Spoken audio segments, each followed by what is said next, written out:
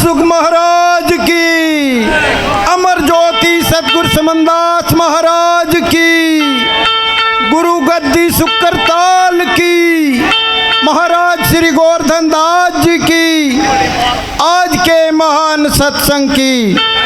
सतनाम सतगुरु। सतगुरु की प्यारी साध संगत, थोड़ा शोर बंद करें। आप सभी के चरणों में विनती है, शोर बंद करें। देखिए, सतगुरु महाराज की अनेकों वाणियाँ हैं। यूट्यूब पे, फेसबुक पे आपको अनेकों वाणी सुनने को मिल जाएगी।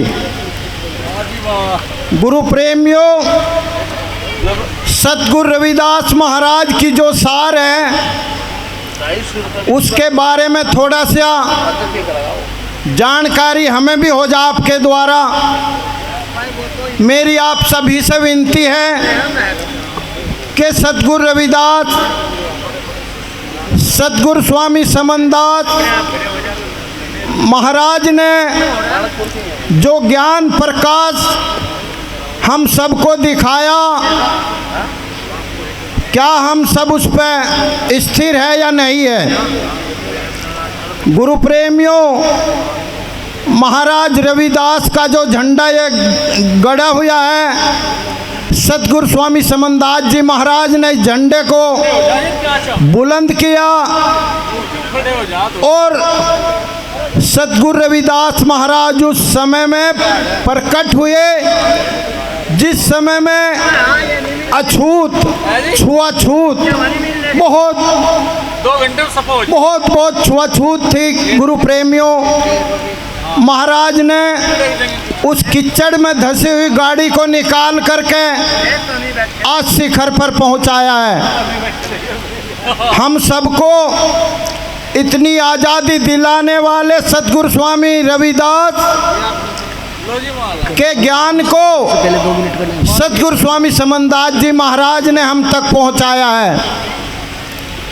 सतगुरु रविदास महाराज को वैसे ही नमन नहीं करता कोई। गुरु प्रेमियों, सतगुरु रविदास महाराज वो अटल शक्ति है, वो सत है कि जिसकी आप जरा सी भी कल्पना नहीं कर सकते। गुरु प्रेमियों, सतगुरु रविदास महाराज के 650 साल पहले जो प्रमाण थे वो आज भी धरती पर जीवित है। वे प्रमाण आज भी अटल है। गुरु प्रेमियों, किसी भी देवी देवता का कोई प्रमाण इस पृथ्वी पर अटल नहीं है। महाराज रविदास के ऐसे ऐसे प्रमाण हैं जो आज भी अटल है, जैसे उन्हें जब दिखाए थे वे आज भी ज्यों के त्यों हैं। और गुरु प्रेमियों, जो दोगली भक्ति में रहेगा वो ना इधर का और ना इधर का रहेगा। सतगुरु रविदास महाराज ने ऐसे छुआछूत के अंधकार को मिटा करके ऐसी आज़ादी हम सबको दी। गुरु प्रेमियों,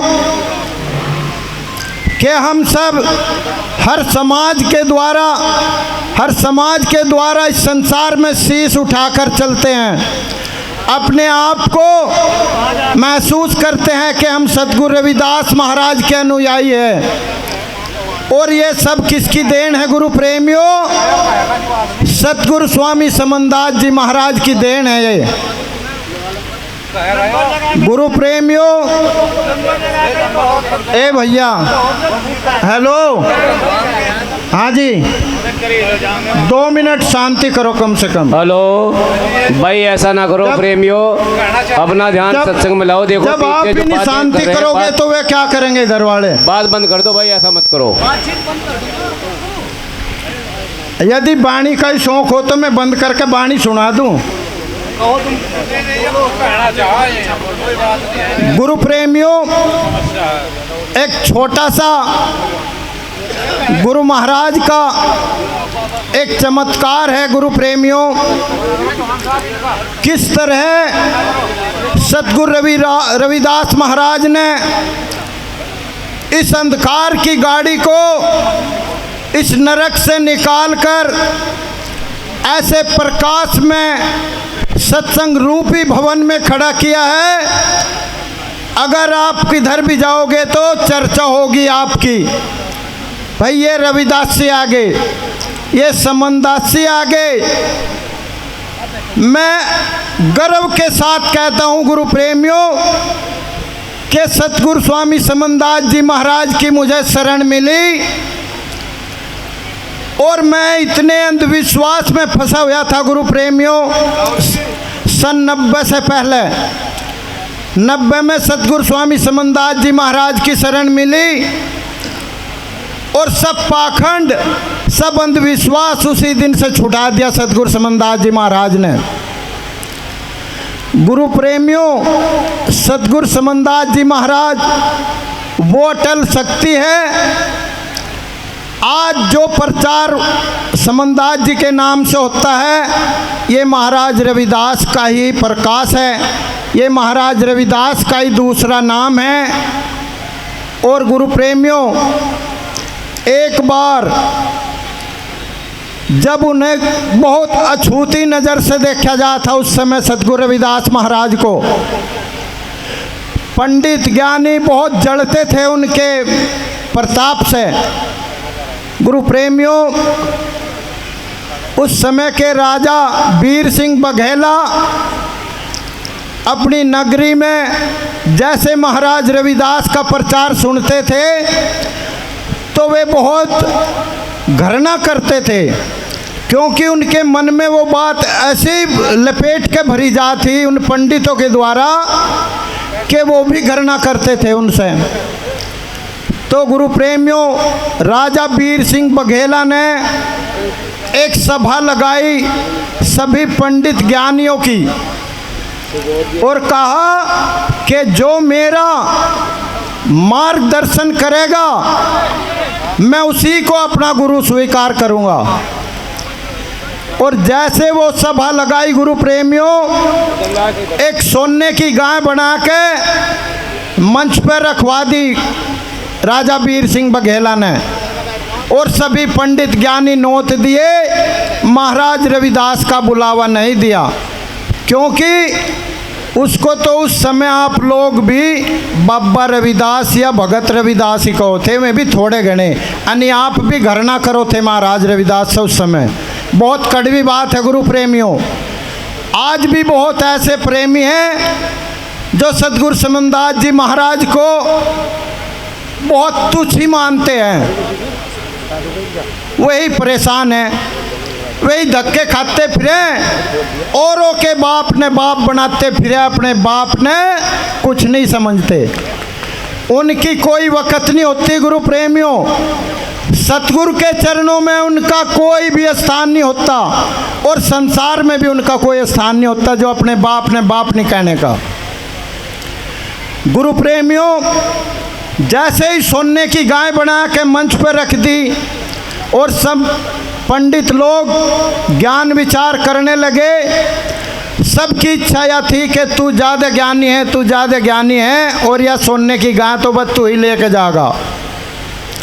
इधर महाराज रविदास भी अंतर्यामी थे, उन्हें भी अपना अंतर ध्यान होकर देखा, ओहो ये तो बड़ी जोर की साजिश रची जा रही, पाखंडवाद फैलाया जा रहा। तो महाराज रविदास ज्ञान कराने के लिए एक टोकरा ले लिया गुरु प्रेमियों और एक झाड़ू ले ली और उस सभा में पहुंच गए।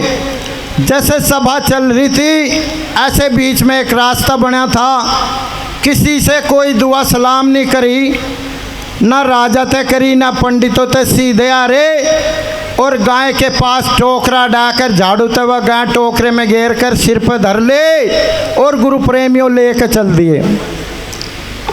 तो पंडितों के तो खाज होगी, या सोने की गऊ तुम्हारे नाम की थी और रविदास लेके चलेगा, महाराज आप इसने रोको।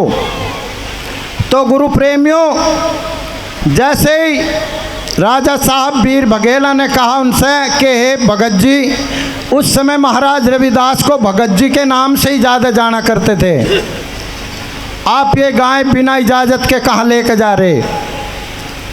महाराज रविदास ने कहा, हे राजा, ये गाय तो मेरी है, मैं नू लेके जा रहा, अब आपकी कैसे है। तो महाराज रविदास ने कहा, हे बादशाह, ये गाय आप नु बता दो जिंदा है या मुर्दा है।